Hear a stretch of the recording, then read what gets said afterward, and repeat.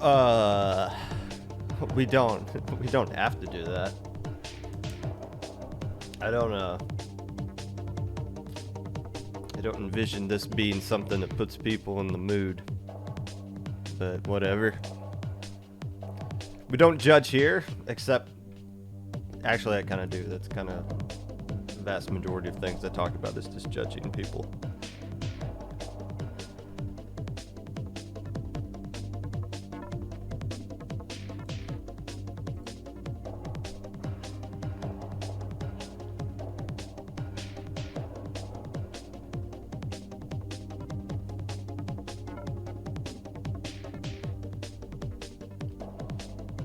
I'm 31, actually.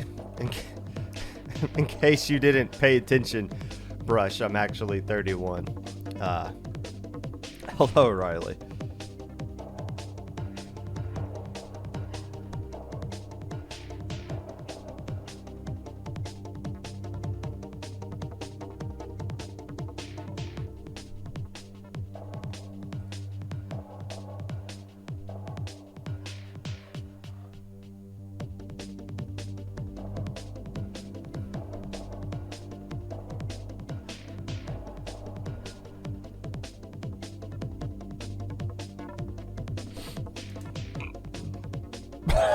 Gosh. Alright, Riley. I'm assuming you're talking about peanuts.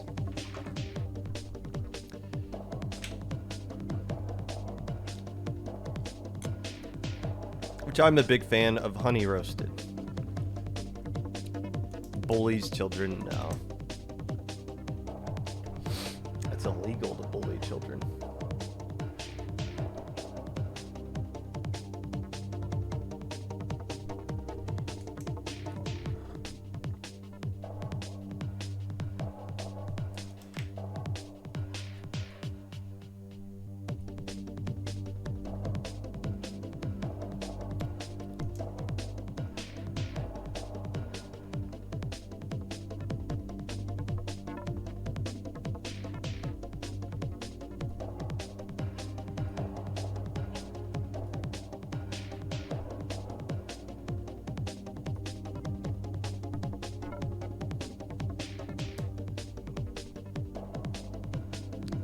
Did you care about this episode? I'm kind of excited about it. We're going to talk about a shopping spree and a lot of the things people were saying about it on Twitter. Also, Barry's going to be here. So that's going to be exciting.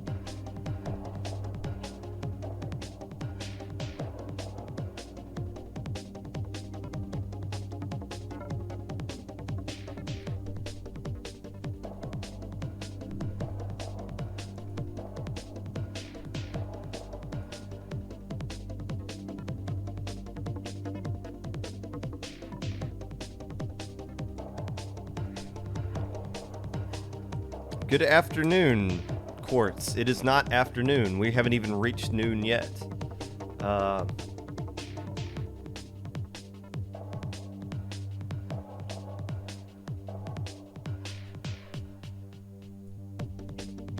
So I think the appropriate response would be good morning. Or good pre-noon, if you want to go with that. What else do you have to do? I don't know. Hello there, Carrot. Hello there, little fella.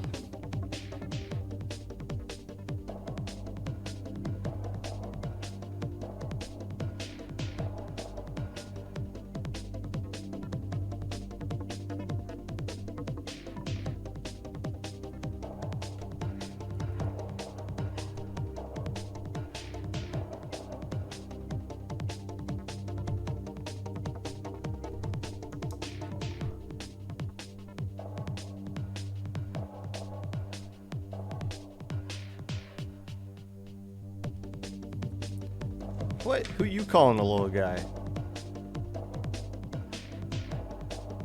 It's for you, that's what matters? No. No. It's what matters for me. Not you.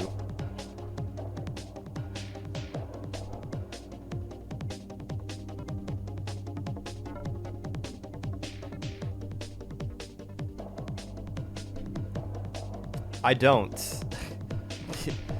This is the headphones I want to use, but I still can't fix the Bluetooth on my PC, so I have to use this wired connection one. So I'm glad you like my headphones, because I hate them with a huge passion. I want to use these suckers again.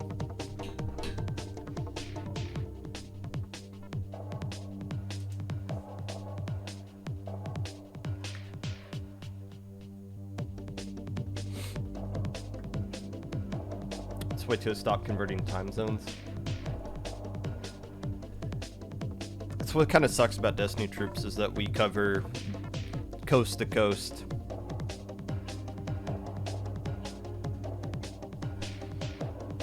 Have to convert everything at the same time, and you got to make sure everyone's up.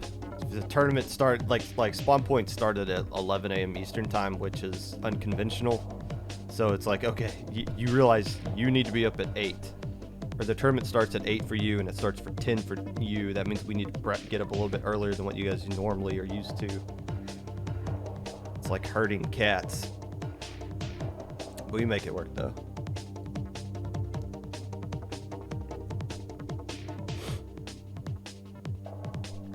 It's not like ITAP, where your entire team lives in one city.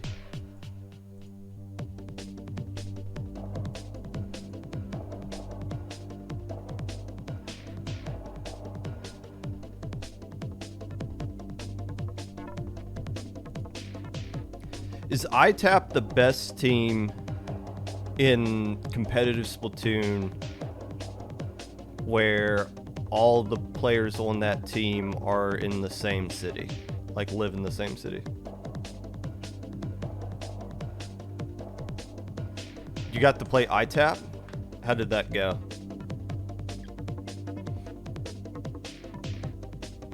Carrot, my PC does have a Bluetooth receiver. It was working for like 6 months and then just suddenly stopped, and none of the YouTube tutorials was able to direct me into a way to fix it.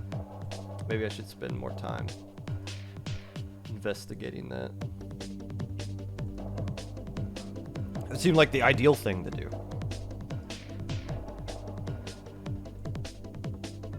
They beat you 1-2? Well, they're banned.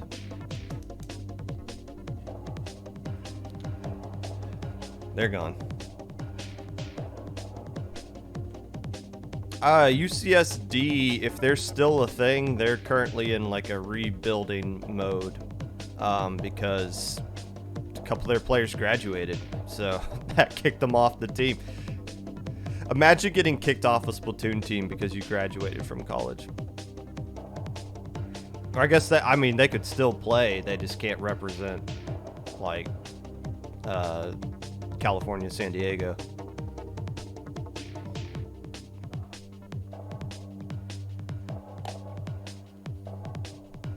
Yeah, Riptide was supposed to be like their farewell tournament.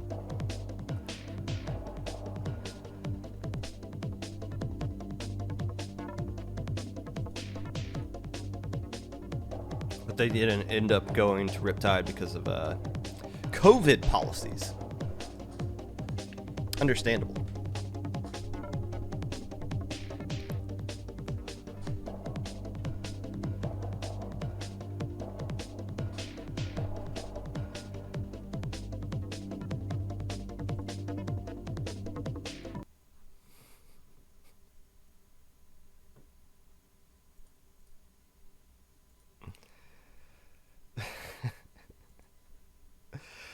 Hello, friends, and welcome back to the Popcast. Whatever you're listening to this, whether it be live or a VOD, Twitch or YouTube, or Spotify. While you're waiting for Link to move, from the Nintendo 64 Online input lag. Burning holes into your hand trying to rotate the joystick in all those Mario Party games. Calling for my wife to divorce me, then saying we should be put in prison and that we will be bad parents, all because I posted a selfie of myself looking adorable AF. Whatever it is that you're doing right now, I appreciate you taking the time out of your day to listen to this. Unless I don't. A quick comment on that. So I do this show, right? I've been doing 81 episodes of this thing. I talk about a lot of other people. Okay, I do like 90% of the time it's in a positive light. That's why I've been so successful on this channel, despite this being like the only thing I do. I only stream like once a week. But when you talk positively about other people, they tend to like it. But about 10% of the time, I talk about other people in a not positive way. I've called out a lot of people for being jackasses. I called out a head TO of a major organization by name and declared that they needed to step down from their position. Okay, so like I can't sit here and do what I do here and not expect people to say negative things about me in return. That comes with the territory. If I can't handle that, then I shouldn't do what I have to do here. So people who want to say negative things about me want to take like an image I post and twist that message to mean whatever narrative they want to paint for me. Fine, that's fine. That the beauty of Twitter is that you're allowed to be an idiot and twist information to how you want to twist it. Go ahead. I will say this though. You guys are not allowed to go after Miss Popgun. She has nothing to do with this. And to go after her crosses a line. So yeah, I am going to make fun of you if you say my wife should divorce me because I do this. I mean, I'm sorry I had to show that. I know this is the mature filter is on right now. So if I get taken down for that, go ahead. And my goodness, the people who didn't like that picture, who had an issue with that picture, what's going to happen when they find the episode where I'm wearing a dress and a wig? They're going to have a heart attack. And Wiggly Phantoms, you might want to take down the always feel like Popgun is watching me video, because the FBI might seize that as evidence now. Anyways, that's enough about that. Look, it's we're all here to have fun. We're all here to have a good time. Adults, teenagers alike. The only rule is don't be a jackass. You can be a jackass at any age level. It doesn't matter. As long as you're not a jackass, you're doing a good job. Unless you're not. News of tournaments coming up this week. Little Squid League 16 is going on this upcoming Saturday. They took October off, but they are back, baby. And we're good to see them back. We'll be covering Little Squid League next weekend. If I'm taking just a quick glance here on Battlefy to see, they have 18 teams that have already signed up. That should skyrocket this week. A team, I think, just looking at the teams in here, I'm excited about INKD, Inked, playing in this one. Who's Pickup Cake? I don't inherently recognize the players on that. I wonder what teams are. Oh, Irida. Irida is playing in this one. I wonder when they're finally going to win a Little Squid League. I don't know. I mean, I'm assuming some of these teams that we've traditionally seen threaten to win some of these Little Squid Leagues are going to get banned at some point. Ocean 7, I believe, made beta bracket and did decently well in that one. Up the ante has they might have pushed the ante, might have pushed those chips a little too far into the middle there. But still, it opens up the door for somebody else to kind of step up and play well in this tournament. Just looking at the teams that have signed up here, I like INKD to be the team that wins, which means, of course, they're not going to. Low Ink usually gets announced I know what the Loink date is going to be, but I don't break news here on the podcast. We believe that should be announced today. If it's not, it'll be announced tomorrow. We traditionally announce the Loink on the first of the month, which is today. So look for that announcement to come out later today, if not tomorrow, or maybe that was the last maybe October was the last Loink. Maybe we'll never see it again. Who knows? I guess kind of an other note here. So November and December, both of these months are going to be really busy. Like, they're going to be really busy. I think I know some things that haven't been publicly announced. I know some things that have been teased. But I'll say this: there are pretty much every weekend is booked, tournament wise, from now until 2022.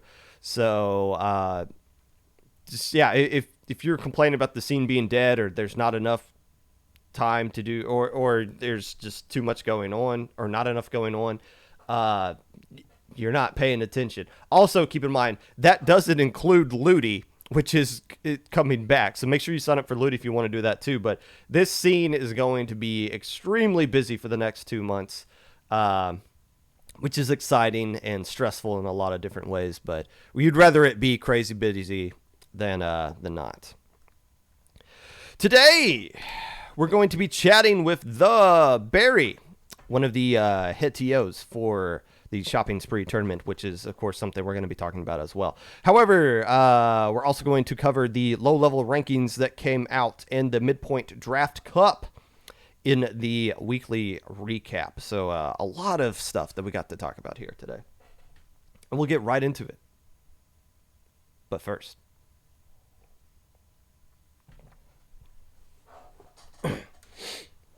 initially, I didn't think I would have much to say about the Shopping Spree tournament. In my opinion, this was kind of a slow news week as far as things that I would talk about on the podcast. But the more I looked into it, I played through Shopping Spree. The more I kind of looked into it, the more I saw everybody's reaction to it. The more I realized, there's a lot to talk about here. In fact, I'll make this claim right now.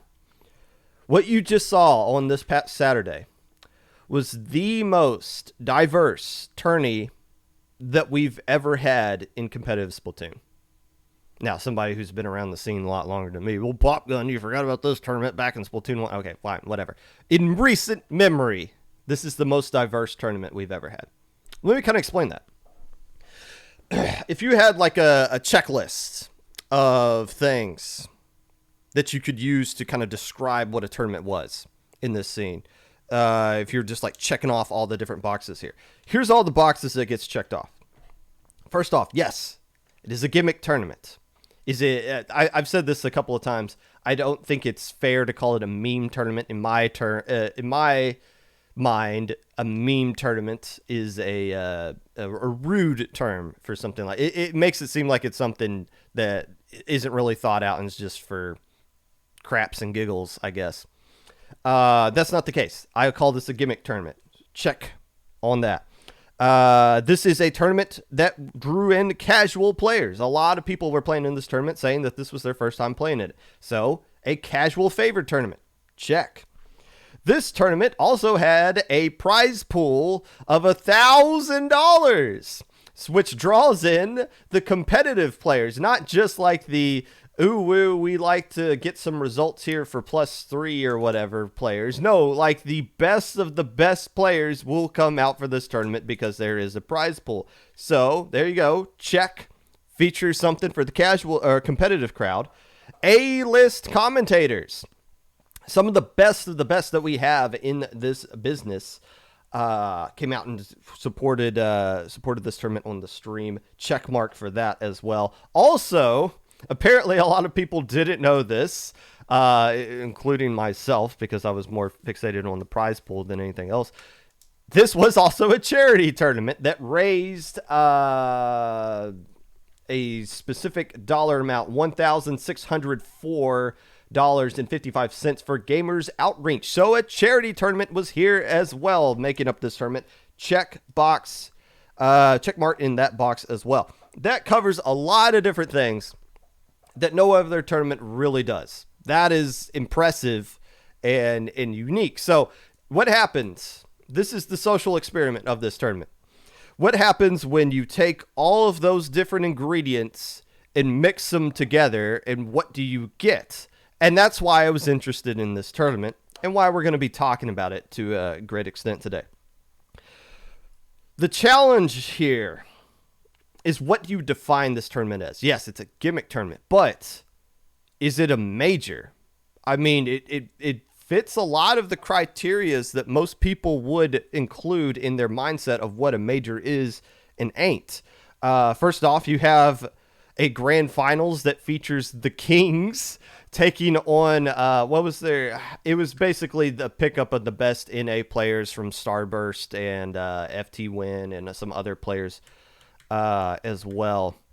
I believe their team name was this team goes hard. Feel free to screenshot or something like that. And it's got the broccoli and the hot tub. I'm just now figuring out what the dog doing, so I can't keep up with that current meme. But that the strong NA pickup versus Kings in a grand finals, which was actually surprisingly competitive grand finals, where the Kings lost the Splat Zone game.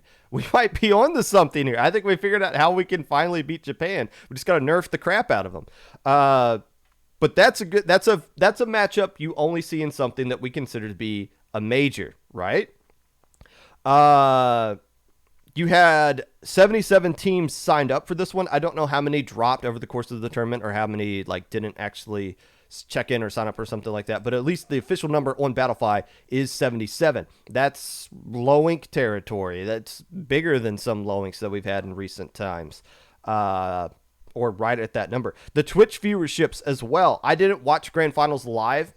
We had to set up we had to get ready for a Halloween party on that day. But as I was keeping an eye on the stream during the Swiss rounds, and they were getting 175 around the Swiss rounds or so. So that's roughly close to what, or even better than what a low ink would get in a Swiss round. Now, keep in mind, low ink is a 2-day tournament, so there's still more people will watch on Sunday when they know there's a lot more on the line. But still, it looked like it was getting the same amount of views live that any low ink tournament would get, which some people would argue low ink is a low-level major.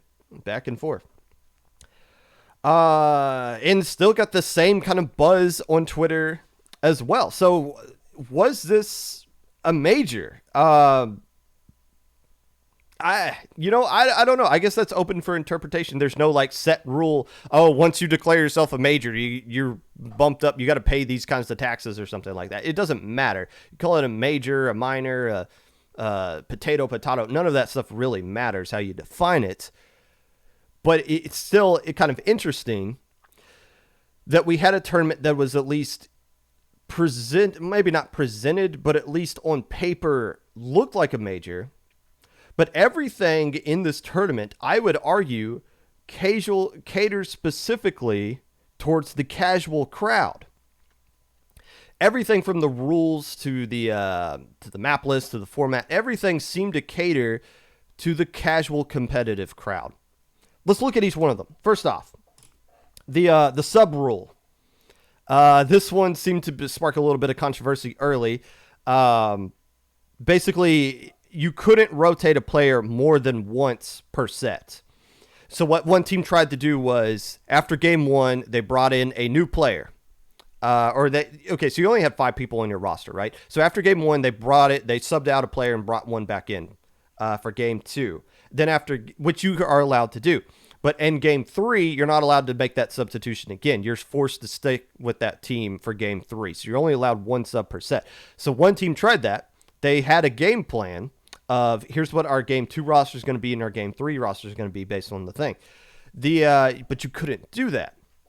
Now, this rule, of course, I 100% disagree with, but I want you to keep in mind, I'm seeing this from the viewpoint of a competitive player, who's someone, a mid-level player who's been playing this as competitively. Gosh, I guess tomorrow's Destiny Troops 3-year anniversary. That's crazy to think about. But I'm always seeing things from that perspective, right? And of course, that sub rule makes no sense. The explanation given was that subs it takes too long for subs to make that transition in between players. So, and it like, I guess the math was, I guess coming up with $20 was too difficult for some people, so they didn't want the subs to throw off all the timing for that. If you're a competitive player, though, and you're a competitive team, you have a game plan anyways. And if you're specifically subbing out a player, you are doing that because you already know what your comp is going to be in your mind. So it shouldn't be that fast of a transition at all. However, I will say this, if this tournament was catered towards casuals, which I'm arguing that it was, that means specifically that the sub rule was there to make it easier for the casuals. So keep in mind, if you're a casual player, you probably didn't practice this a lot. You probably don't know how to find scrims. You probably just use weapons in League. So you probably don't have like a whole list of comps and things ready to go, and you're probably just coming up with things on the fly and trying to like pick your weapons during the weapon selection screen and having the calculator out and they're like, okay, 5, 4, okay, we are at 21, you need to go down a category or something like that. So that, I feel like the sub rule was meant to make it easier for casuals, even though competitive players should have figured it out very quickly, which is fine. Now, another point I want to point out.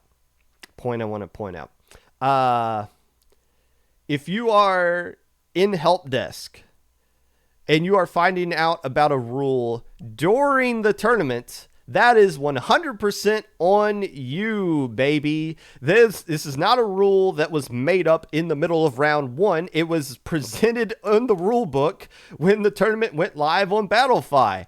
And I actually, look, I make jokes about people not reading the rules a lot in tournaments. I will admit, when I play in a new tournament, I basically look to the DC rules so that I have that memorized so that I know if a DC happens, if my team should keep fighting or stop fighting, and we get a replay or something like that. I traditionally do not glance and read over every single rule of every tournament I play in. Spoiler alert. However, in this tournament, I did, because it is a non-traditional tournament, so I would assume some of the other rules would be a little bit different, and I did see that sub-rule. It didn't affect my team, because we only played with 4 anyways throughout the whole day, but if you go into help desk and you're just now finding out about a rule, as dumb as the rule is, that's on you. Now, this isn't the Splatfest T situation where, yes, it's a dumb rule and it makes no sense. There is no reason that you shouldn't be allowed to wear a Splatfest T in the Nintendo Open. This rule,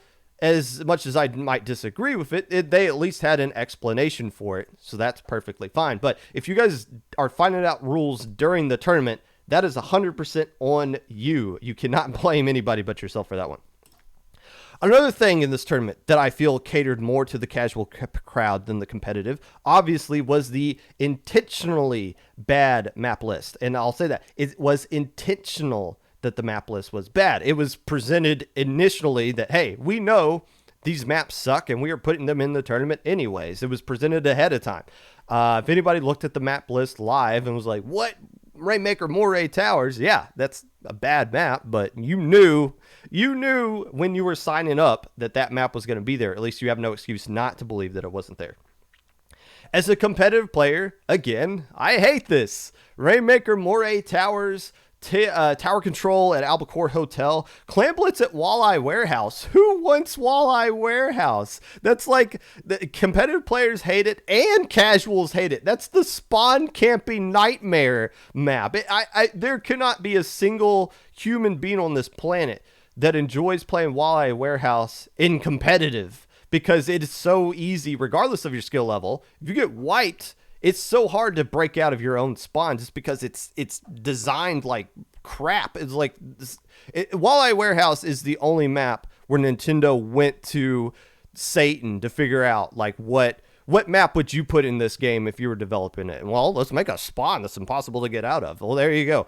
But regardless, As much as I might hate those maps as a competitive player, the casual crowd might love them. They might say, oh, cool, Rainmaker Moray Towers. I love playing that map in solo queue. Bless your heart, you don't know any better. But still, it was catered towards the casual crowd, trying to bring them in.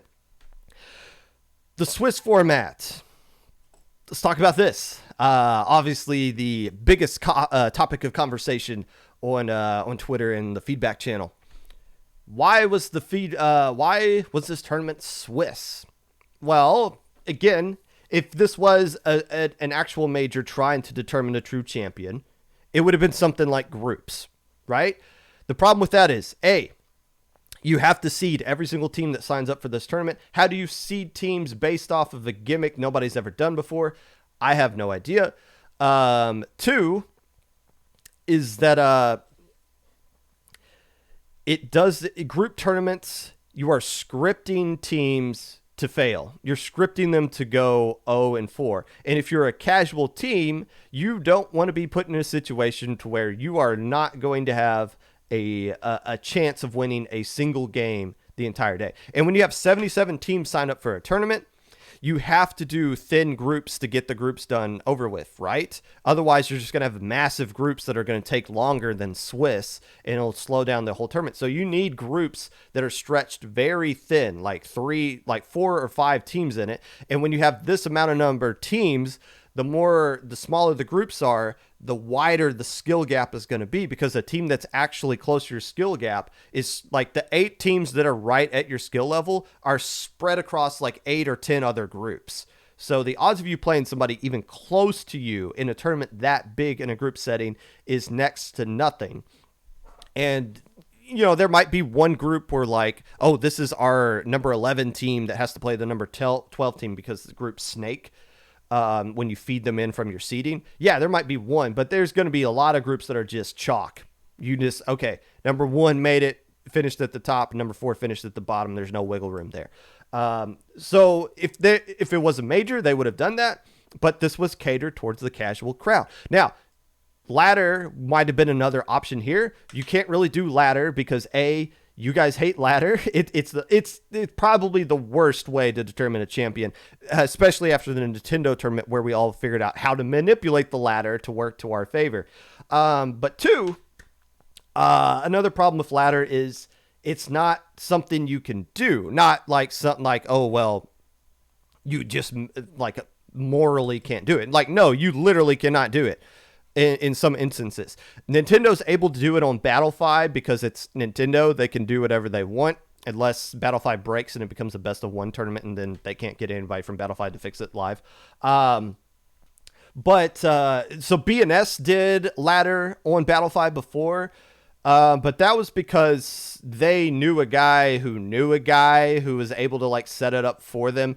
Not just no schmuck can just go on and run a ladder tournament on Battle 5. At least to my knowledge, I know it was like that before. I don't think the ladder system is something that is live for anyone to use, but I'm pretty sure if you want to do ladder on Battle 5, you just have to know the right person to get it done right. Now you could do ladder on Smash GG, but that is horrible. Smash GG is, if you didn't learn anything from Super Jump, Smash GG is probably, it must have been designed by somebody who, like the same people who invented waterboarding are probably the ones who created Smash GG. I mean, it's just awful. So if you want to do ladder, go have fun doing it there, I guess. So really the only option they had, you can't do double limb single elimination. You can't do that with 77 teams. That would take forever. You would need to have best of 1 rounds just to get everything done in a quick manner to where it's not a 7-day tournament. You can't. So the only format they had that would actually cater to their crowd of casual players is Swiss. That's all they had to go with. There's no other alternative. And that's the thing. Everyone's arguing that Swiss was bad. Yeah, it is. As a low-ink TO, I'll tell you, Swiss is not the most ideal way. What's better? There isn't one. Groups is the best option, but it's going to, if groups, they use groups all those teams that are like casual and low level, they will not sign up for a shopping spree 2. I promise you. They will have such a miserable time playing in that tournament that they're not even going to bother signing up for a second one. Swiss was the best option they had, and it worked for them. It worked in this context. Now, high level hates Swiss. You guys know my thoughts on Swiss. It's a necessary evil. I see it for low ink. But one of the main issues with Swiss here was the tiebreaker thing. And of course, another issue is that you can't really seed it. If you seed your Swiss tournament, it stays that way for round 1, which is fair. But in round 2, Battlefied just throws all that crap out the window. And you can literally have your number 1 seed play your number 2 seed if Battlefied just decides that's what they're going to do in round 2. That's just how it is. But the tiebreaker thing was something that a lot of people were talking about. And the reason they were talking about that is because a team went 5-1, Facade, I believe, and they missed top cut.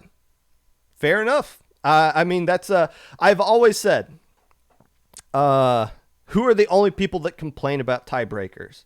Losers, right? No, not losers as in you private quote retweet a 31-year-old posting a selfie of themselves on Twitter. Loser as in you lost games. And the Kings and the Starburst FT Win North American pickup team have no idea what the tiebreaker rules are because they never lost. I will say, though, that does not apply in this case. You should, if you lose one game and you go 5-1, you should make top cut. And that's the problem is too many teams went 5-1 and made, and one of them had to be dropped out of top cut. Now, the problem here, if we were to talk about tiebreakers for Swiss, again, I'll explain this because a lot of people were pointing out it should be personal win percentage, not your opponent win percentage. No, we've used this analogy before. Let's use it again. If you beat Little Timmy in the Splats, the team that goes 0-6 in this tournament, you beat them 3-0. Okay, you were supposed to do that, but you swept them 3-0. Congratulations. However, this other team, they beat Starburst, the best team we have. They beat Starburst 2-1. Did the clutch out a close game 3. That's a really impressive win. However, if you're just going off personal win percentage as the tiebreaker, what team is going to make top cut over the other? It's the team that swept Little Timmy in the Splats because they got 3 wins and the other team only got 2 wins against Starburst. That's not how a tiebreaker should work. Opponent win percentage, as annoying as that is, because you do not have control over that. I understand. You do not have control over your opponent win percentage while you do have control over your personal win percentage. But you cannot give more value to a team that 3-0s Little Timmy in the Splats over a team that gets a quality win against another team that is going out and getting actual wins. Opponent win percentage is essentially your strength of schedule. And if you got fed statistically a tougher schedule than the other team that finished at the same record as you, then your 4-2 win or 5-1 wins are more impressive than the other team. It just straight up is. Now, it makes more sense in low ink, right? Because in low ink, if you go 5-1, you make top cut. It might be mathematically impossible for you to miss it. There was only one team that's ever gone 5-1 and missed top cut in low ink, and that was the January one where only 4 teams in each group. We had so many teams we had to do 4 different Swiss groups, to where one group did have a team go 5-1. It was Red Sun, but Red Sun also got a win off of a bye, so it was technically like 4-1, but they got an extra win from a bye, so that's why the opponent win percentage didn't really work out to get them there. Or maybe it's the team ahead of them that got the bye. I can't remember. There was a bye involved in that tiebreaker, but it's only happened once, and it was a very niche situation that happened there. Every time else in low ink, if you go 5-1, you're pretty much guaranteed to make top cut. So you're allowed to screw up once. If you take 2 losses in low ink Swiss, it all depends on who you beat. What is your opponent win percentage? That's a fair tiebreaker. And again, I don't feel bad for a team that goes 4-2 and misses alpha bracket because you controlled your own destiny. Yeah, if you got fed a monster team in Swiss and you didn't beat them, so be it. If you got fed 2 monster teams and you didn't beat them, so be it. If you want to win low ink, you have to beat those teams anyways. So I don't feel bad for a team that goes 4-2 and misses alpha bracket. you had your shot and you just couldn't land it. The problem here in this format is not the tiebreaker for Shopping Spree. It's the fact that the top cut didn't accurately reflect the number of teams that signed up for the tournament. It should have been something like a top 16 so that everybody that went 5-1 made it in, and then the 4-2 teams can go on Twitter and complain about, well, my 3-0 win over that team should have helped me get that. Like, okay, cool. You lost 2 games though, so who's really to blame here? The format or you? You had your shot to win and you didn't do it. But yeah, the top cut probably should have been a little bit bigger, especially if a tournament that has $1,000 prize pool where something's on the line. And you could make the case, well, then it'll be too long to figure out like who, it'd take too much time to get through top cut. Well, then you just got to adjust top cuts just got to be best of 3 up until like semis, best of 5, and then best of 7 grand finals. So like make sure everything catches up. Or whatever, but that's still the case. Like it has to be. It couldn't. The one fault I could point this to for all of this, and it's the tiebreaker. Yeah, whatever. But if it was just the top 16, none of this really matters, and that's probably what it should have been to reflect the number of teams that signed up for the tournament. And you could probably argue that January low ink should have been bigger as well. Maybe you might have a case for that too, but that was back in January, and we'll cross that bridge whenever we get 130 teams sign up again. Regardless, all of this together, the only reason we're all talking about this tournament in general, why people were talking about it on Twitter, why I'm talking about it right now, it was the map, not the map list. It was the prize pool. If there is no prize pool, the Kings don't show up. The North American team that finishes second place, they don't show up. A good chunk of the +2 teams don't show up. There's nothing to entice them to go there. There's like different things on the line for each tournament that you play in, right? So for something like SOS or paddling pool, that tournament's going to appeal way more to a team like Summit or Campfire or Tukey, now who aren't playing for actual prizes, but what they are playing for is clout for both their +3, +2 voting percentage, either trying to increase their +3 voting percentage to where they're safely in next month, or to help bolster their case to be in +2, if some of those players aren't already in +2. And also to help bolster their team as general for Ludi the upcoming season. So everyone's just like, go get results. That's why that tournament, like SOS and Campfire, or SOS and mid-level and paddling pool and Squid Junction for that matter, is appealing to so many mid-level teams, because there's something on the line there that isn't being offered by the tournament, but is offered basically by the community. But none of that translated here in Shopping Spree. You can't use these results in your plus server voting or in Ludi. Like I'm sitting here, my team played against Access Denied round 1, and we beat them. But in my mind, I'm thinking, if these guys beat us, do I really care? Like, am I going to DM them after, hey, GG's, by the way, since you beat my team, you're banned from low ink? Which that's not the case. You can beat Destiny troops, and circumstances can still allow you to be in low ink. That's not an automatic thing. Don't think of it like that. But still, I'm sitting here thinking, do I really care how low ink teams are doing in this term? Like, Blue Moon went 4-2. You know, they finished right below Campfire in their group. Are we going to ban Blue Moon because they did really good in this kind of format? No. Is anybody going to get bumped up a div because they did good in this tournament? I highly doubt it. So the only thing on the line here is having fun or prize money. So which caused like this interesting dynamic of things here, of teams coming out. But still, without the prize money, we're not really talking about it. All these issues, the bad map list, the sub rule, the Swiss format. Without the prize money, none of you care. Oh, we went 5-1. We didn't make top cut. Oh, well, we still had fun. It was really cool that I got to use Glugas because they were super cheap. That was awesome to do. Like, that's the conversation. But because there's a giant carrot at the end of the stick, all of a sudden it's like, Man, why was Rainmaker Moray here? The tiebreaker, you should have been personal win percentage over this. They should have done the Hearthstone craft mode or whatever thing. It's an interesting dynamic. So I'll just say this. I like the fact that all these things cater to casual crowd. Why? I've been saying this for a long time now, guys.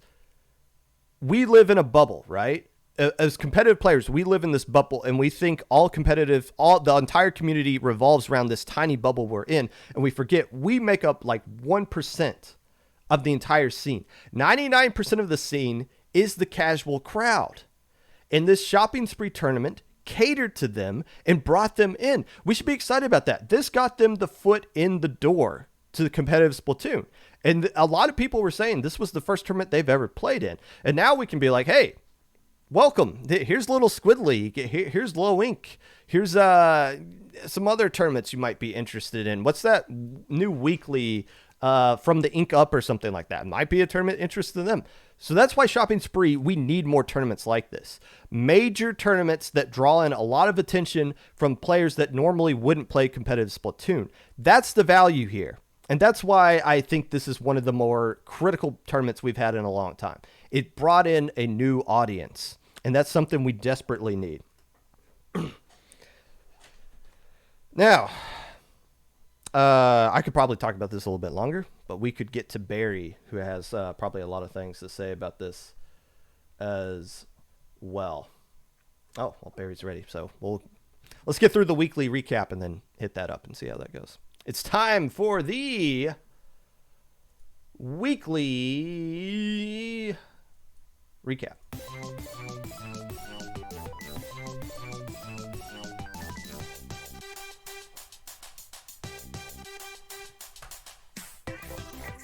Just opened ESPN and the Rams are trading for Von Miller. With what? What capital do the Rams have left to trade with?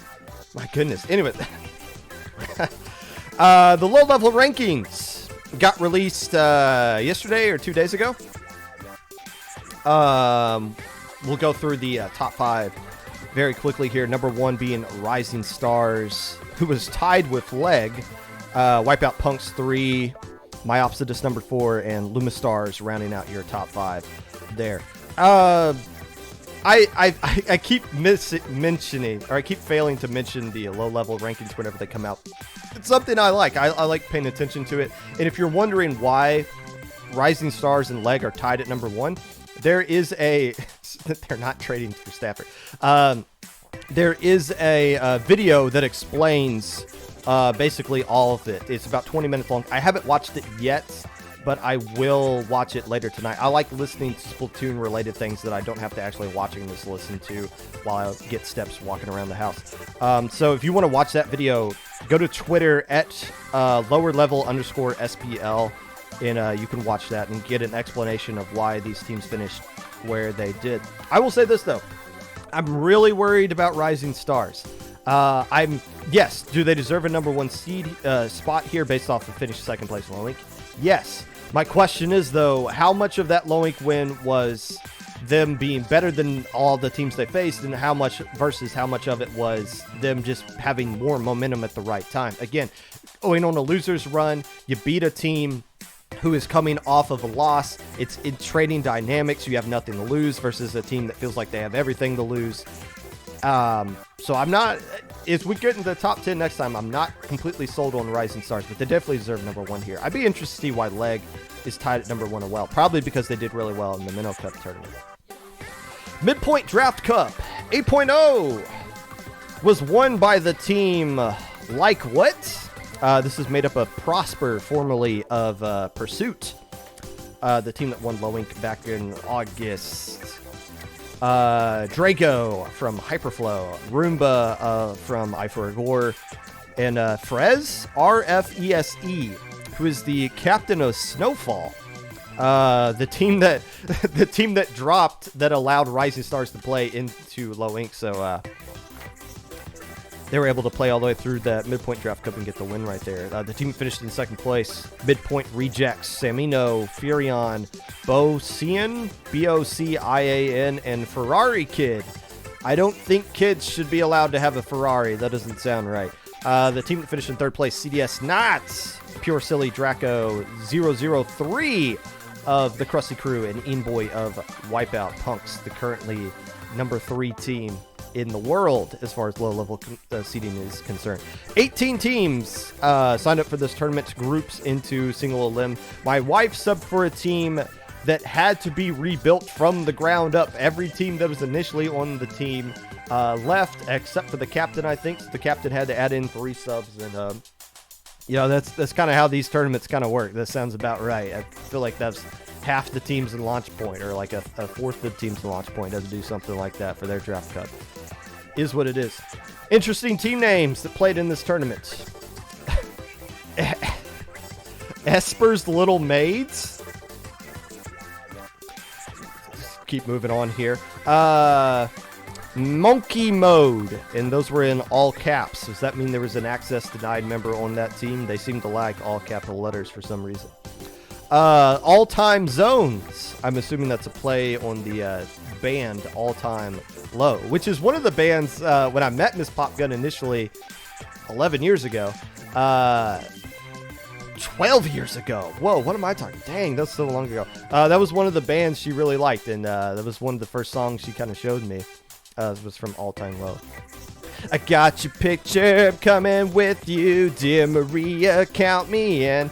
Another team name, I'm Not Like Other Gals. But you made top cut, so apparently you are like other gals. You do really good in tournaments. Pinguino, which is, I believe, Spanish for penguin, so I probably just butchered that translation. A team name, SSFN.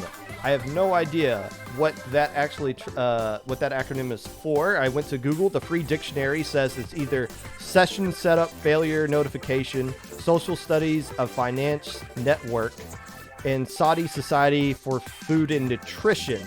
So I don't know which one of those 3 is what they were going with here for that one. I'm just going to go with system setup failure notification because I don't think they made top cut. Those big red balls that you see at Target. Like the little giant bouncy things that are in like that tower thing, then you can like pull them out and you try to like basketball shoot them in there until your mom yells at you and says, come back, quit falling behind. That was like my entire childhood every time I went to Target. So maybe I'm just kind of speaking for myself there. Hey, these team names weren't completely horrible this time around.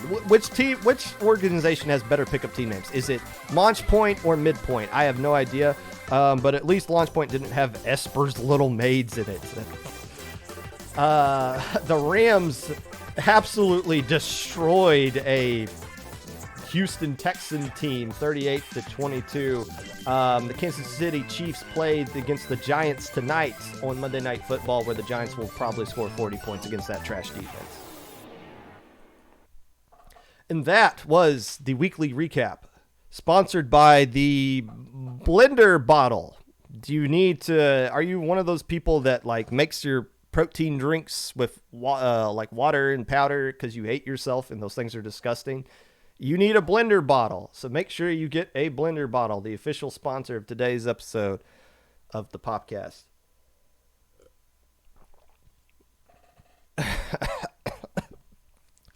First letter of each team name pickup. I don't believe you. I'm pretty sure it's a social system failure network or something like that.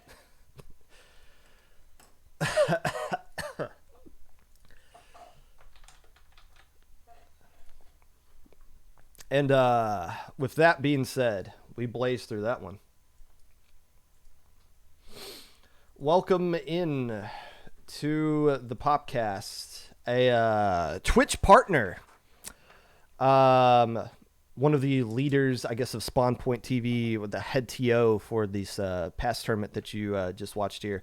And the as I found out last night, the sole person who is responsible for V-Doolies being only $3. Welcome in the Barry. Hello to the Popcast. Hello, Barry. How's morale at Spawn Point today? Good, I'd say. I mean, I think we've been very happy with the response that we've seen. Obviously a few bumps here and there. It's our first tournament ever running publicly, and open to everyone in the community. But overall, I'd give it I personally give it an 8 out of 10. An 8 out of 10. So you're saying that's a 52 deco out of 10. We'll take that. No, no, no. 52 Deco is that one was underpriced. That one should have been $11. Stingray $11. spam way too much. That's fair. That's fair. So could you explain to somebody who doesn't know, like Spawn Point isn't just the tournament organizing thing. It's a Twitch team. Could you explain to someone who doesn't know what that is, like what Spawn Point actually is? Correct. Yes, absolutely. Spawn Point is a stream team. Stream teams are essentially Twitch groups where you can have an assortment of people who are all part of a similar pursuit as far as streaming goes. Spawn Point, we were dedicated to fostering growth and positivity within the competitive Splatoon community, and we aim to build the community through collaboration and fun events. So what we did with Shopping Spree was essentially what we've been working towards, because in the past we've only been doing events with the people inside of the stream team. This is our first time opening up to the public, and that's why we're pretty happy about it. And this wasn't the first tournament you guys ran. You've run like another tournament or a couple of tournaments before this Correct. one, correct? Yes, yes. We've run three tournaments prior to this, but again, they were all only involving the people within the stream team. It wasn't what we had with Shopping Spree where you could join regardless of who you were. They were our initial launch, which was a draft cup involving the stream team members. Then we had another draft cup following that with some of the other stream team members who got brought on or weren't able to play in the first one. And then the most recent one prior to Shopping Spree was an invitational where we brought in TK Breezy from the Smash scene. We brought in Mecha Choi, who's a fantastic music streamer, Rindia Zone, who's a wonderful variety streamer, and Fi Fire Dragon, who is obviously a very well known speedrunner and just all around awesome guy who plays a bunch of games as well. You mentioned TK Breezy. I was at Riptide, and that was one of the Smash Hmm. guys that I saw kind of just wandering through the Splatoon venue a lot, and I didn't know if they were just like walking through just to like see all the Splatoon stuff, or they're just like, are these idiots doing anything dumb that's going to get us in trouble? Um, No, no, I think TK probably would have been walking through there because Milana and TK know each other very well, and I think in part because of that, but also because TK is just a very sociable and outgoing guy. I won't say outgoing necessarily, but like if you get to talk with him, you can tell he's very fun. But because of that, he really does like Splatoon. If I think in another world he would be a competitive player if he had dedicated his time to that. But because of that, he has a love for it as well. So he's one of the people who we really wanted for that invitation well, for that reason. Splatoon 3 is right around the corner. He can hop in with It's everybody true. else at that time.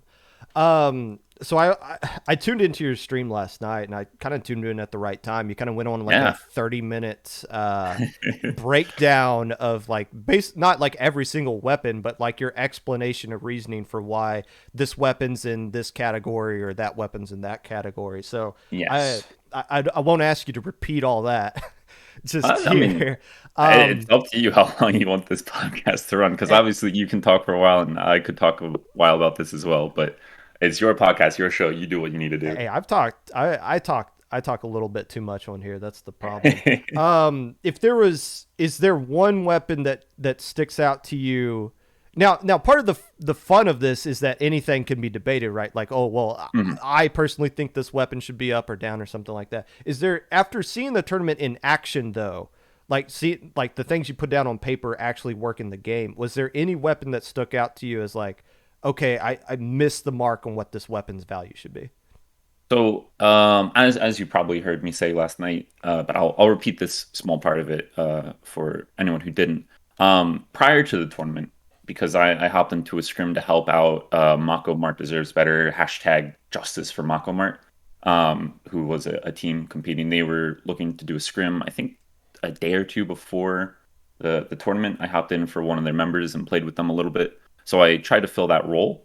And their player plays the Neo Luna, which is a weapon that is $3, obviously very cheap, and it has a suction bomb rush, and it is really cheap. And I think realizing just how cheap that suction bomb rush and how easy it would have been for someone who plays like Neo Splash to be, all right, well, we have our suction bomb rush, we can just go and win any zones map. Realizing that, I said to myself, this is too cheap. I should have made this more expensive in hindsight, right? Again, prior to the tournament, and then I played a little bit of custom E-liter. I'd also seen a montage from a 2900 JP player who used both vanilla E-liter and custom E-liter. I have not been giving custom E-liter enough credit. It deserved to be at least $4, maybe $5. Of course, balancing like what then gets shot back down so that there's more options available for anyone who's trying to run like $9 and $8 weapons becomes a little bit trickier then. But prior to the tournament, I would say that Neo Luna and custom E-liter were the two weapons that probably should have been priced a little bit higher.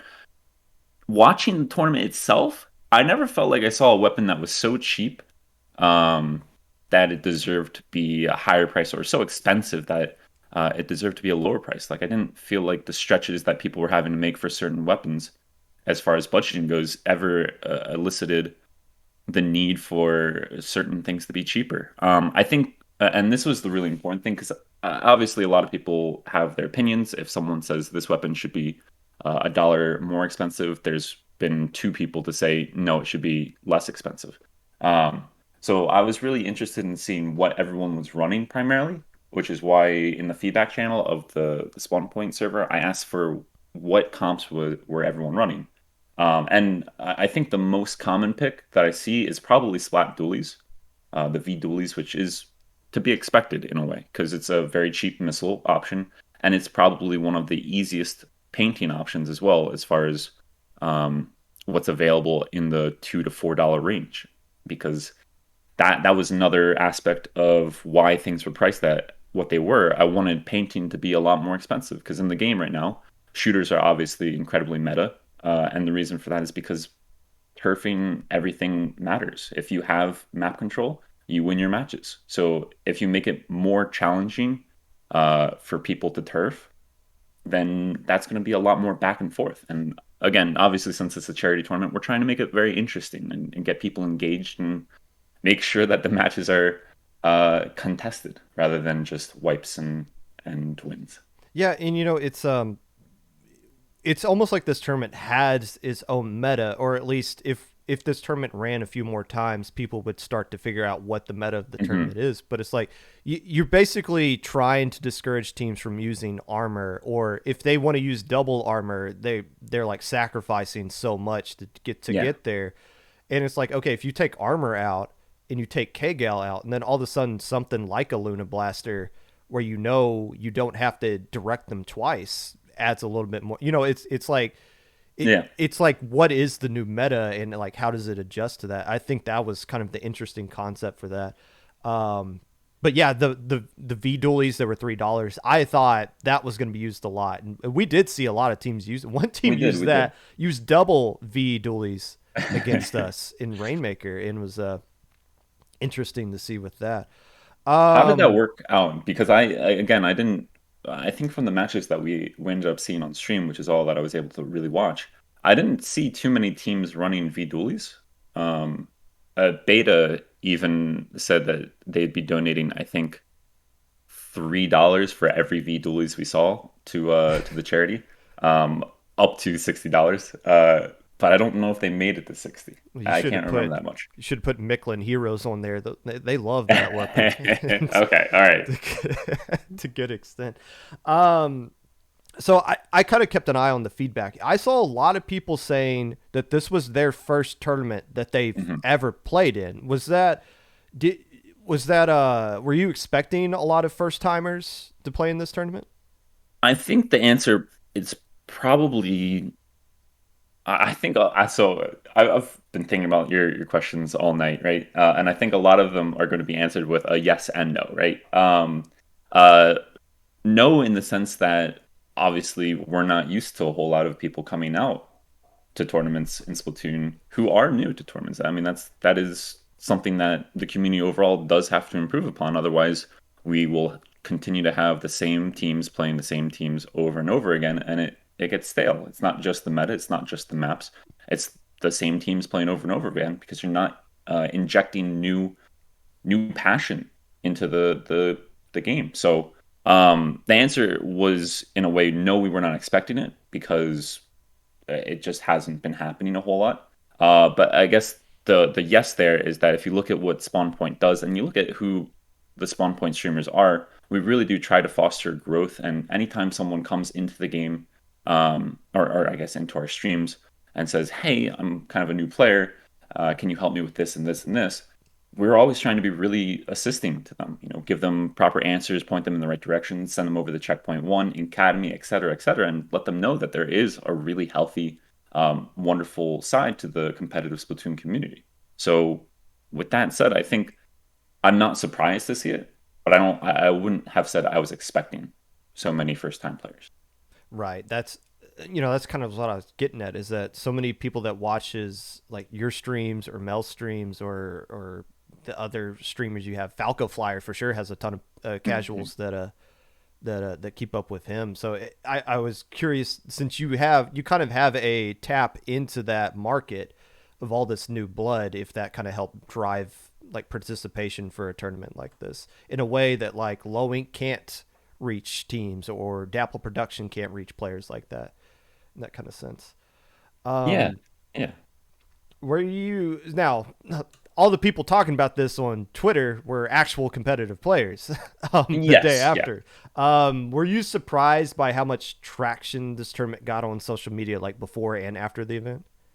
Frustratingly, again, yes and no, right? Because it's our first time creating a public tournament. I don't think we had expectations. We had set a cap, although I don't think I did it right because Battlefy can be tricky. We had set a cap at 128 teams. That was the most we were trying to limit ourselves to, and I'm glad we didn't get there, to be honest, because that would have been nightmarish to try to. I agree with the complaints that it's frustrating to see a team go 5-1 and not make top cut. We did top eight because the five major forces of people behind this production were all adults with adult responsibilities and jobs and stuff. So that's what we figured we could put the time in to do was a top eight. But had it gone to 128 teams, the reasonable dislike of how that played out would have only been amplified, two, threefold, right? So because we had never run a tournament publicly, definitely weren't sure what the turnout was going to be. I know at times I'm like, okay, no one signed up. It's 20 teams and we have 5 days left before the tournament. I don't know what this is going to be like. And then as Splatoon does, everyone signs up last minute. And then again, the yes part of we were expecting this kind of traction is that we've intentionally gone and gotten ourselves an amazing group of people on the stream team. And it's not just because they have pull in the community or they have a voice that people will listen to. It's because they're really great people. But of course, they do have that pull, they do have that voice, they do have the platform on streams to promote this type of stuff. So and we're all like, the wonderful thing is that I think everyone is on the same page about our mission of trying to grow a healthier competitive scene. So people are very willing to talk about any events like this, and because of that, we have a lot of people to amplify the message that this is happening. And because of that, I think we were expecting a pretty good turnout. You're just joining us, we're talking to the Barry. Yes, there's like 20 different Barrys in the scene, but this is the Barry that we go out with. When's the last time you played in a tournament competitively? That's a wonderful question. I'd say it had to have been the Nintendo weeklies back in the summer. I think I did the Rainmaker one, and I didn't do turf. I didn't do zones. I must have done tower as well. So I did Rainmaker and TC in, I guess that was July. Yeah. So you Yeah, did the latter. Yeah. you did the best of one tower control tournament. Yeah, I did the best of one tower. That's right. We started out. We couldn't believe it. I forget. I think we started out against Ink Sync, on Camp Triggerfish Tower, if I'm not mistaken. No. Camp Triggerfish Tower was our pick. They picked Mako Mart Tower. We won, and Hmm. then we gave our pick. And as we're going into the match, we read the rules that says this is best of one. We're like, okay. And it was just this very awkward, like, do we keep playing? Do we not keep playing? What's the rules here? Yeah, yeah, best of one tower, amazing tournament. I think that's the format I'm going to use next time we host a tournament at some point. Well, fair enough. Hey, best of one Rainmaker Moray Towers. I've lived for that. Um, so okay, so this tournament clearly was a success. I mean, you talk about the amount of teams that signed up for it, the amount of people that were watching it live. Do you know like what the peak was for that stream? I want to say, I think because of a few raids, we probably were over 300, but I think the average during Top Cut was around 260, 280 in that ballpark. So that's basically the same numbers like a low ink will get. So Hmm. that's a complete success for a tournament here. One thing I've been talking about a lot on the podcast here is how IPL dominates the scene competitively, especially after in-game TV's bowed out of the running there, and there's not really anything to truly rival it. Like Dapple Productions is up and coming. There's there's the launch point, midpoint, checkpoint, all that stuff, but Hmm. there's no like true uh, competitor for IPL right now. Is Spawn Point looking to have a bigger presence in the tourney market with the success of this tournament? Initially, I'm going to have to say not yet, because again, the members of the moderator team, I mean, it's myself, Milana, Lily, Marco, and Melissa Asset Sunshine, who were the like most integral parts of getting the tournament ready for the tourney day. And then even if you look at the people who were helping us behind the scenes as stand-in TOs, it was from Spawn Point, it was High Angel Gaming, Sleeves McFly, and Mudcup, right? Awesome people. But you look across those eight people, we don't have a ton of free time. And we've been doing events for Spawn Point quarterly. These streams, these tournaments, even if they haven't been open in public, we've been doing them about once every 2 to 3 months. Um, and to be fair, I think at the point where we're at in the life cycle of Splatoon 2, doing a tournament every 2 to 3 months, some sort of major tournament, would actually be quite good. Um, it would certainly help to boost the amount of activity there is in the competitive scene. But I can't say that we're looking necessarily to move in. That's obviously a group decision that hasn't been talked about enough yet for me to sit here and say, yeah, we're looking to be big timers here. You're not looking to break any news here on my stream. I see how it is then. I would love it. Listen, if it happens, I'll try to break it here, or at least I'll give you a heads up so you can report in the weekly recap. Okay? There we go. There we go. I'm always looking for new things to talk about there. The charity you kind of pointed out in your stream Mhm. last night. A lot of people didn't realize this was a charity I won't say a tournament. lot of people, but there were. It was very funny to me that of course, because you have to budget how much your weapon comp costs.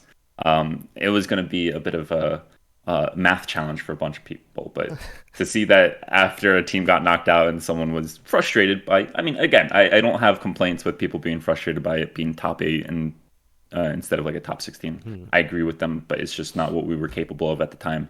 But to see that they got knocked out, they were upset not making top cut, and they're complaining. One person says, "But this is a charity tournament." They're like, "What?" I didn't expect it to be reading comprehension as well. But yes, you are correct. It was for charity, and it was for Gamers Outreach. Gamers Outreach is a fantastic organization, and it's one that I think a lot of us are really able to appreciate because of how much we play video games.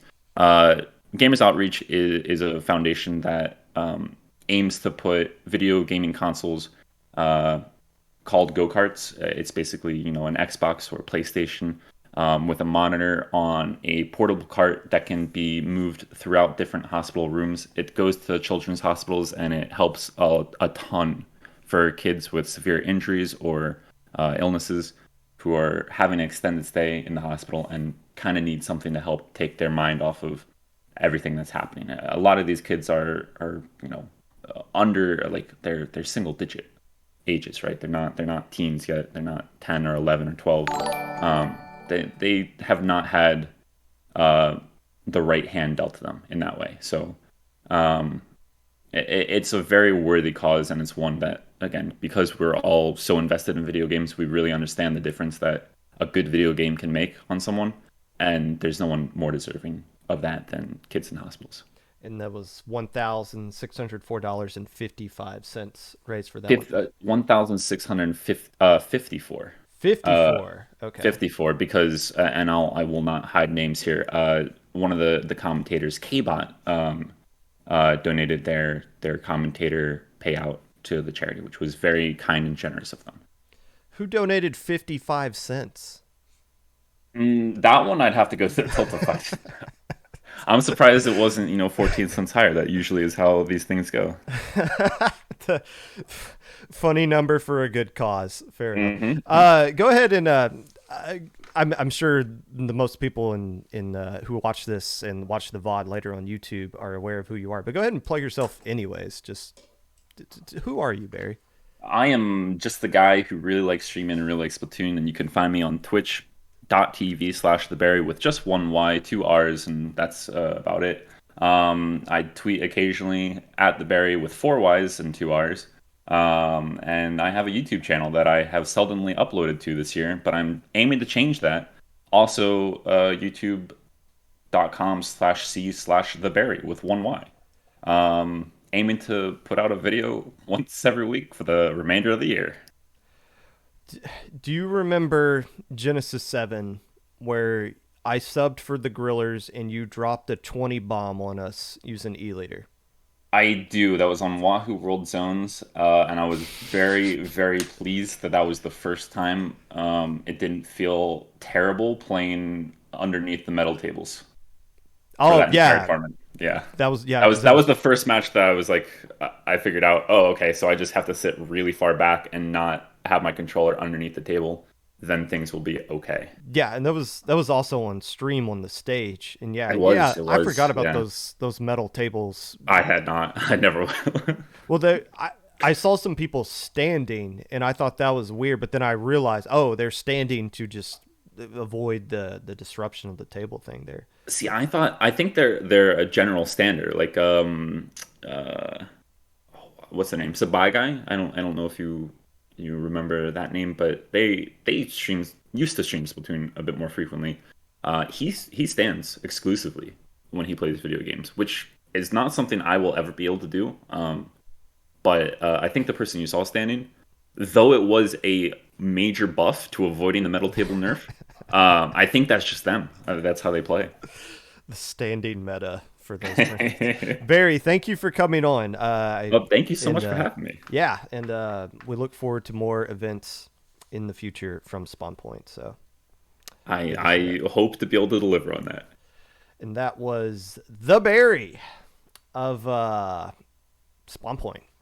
Head to for that shopping spree tournament. It's really cool. I've been a big fan of Barry for a while. I think it was Carrot who suggested I rate him one time, like a year and a half ago or so, and that's how I found out about Barry. And really wholesome, cool streams. It's cool to see, and it's cool that I'm getting to interview some of these people on the Popcast here. We've had some really cool people on lately. Not this. I mean, nobody's ever going to top the Wiggly Phantoms when I had them on when they won Little Squid League.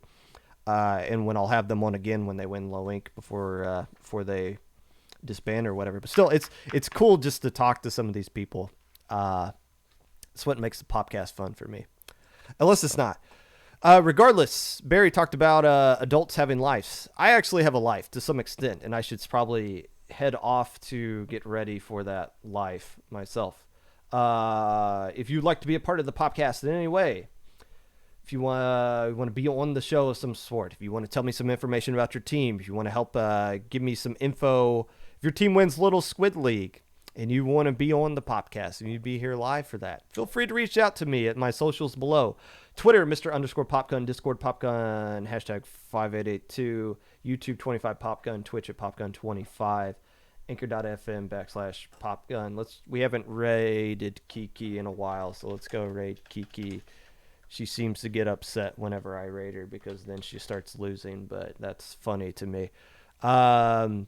Make sure you get vaccinated if you have the opportunity to do so. Make sure you wear a mask when applicable. Try not to die between now and the next episode of the Popcast. Reviews are important to me, unless they're not.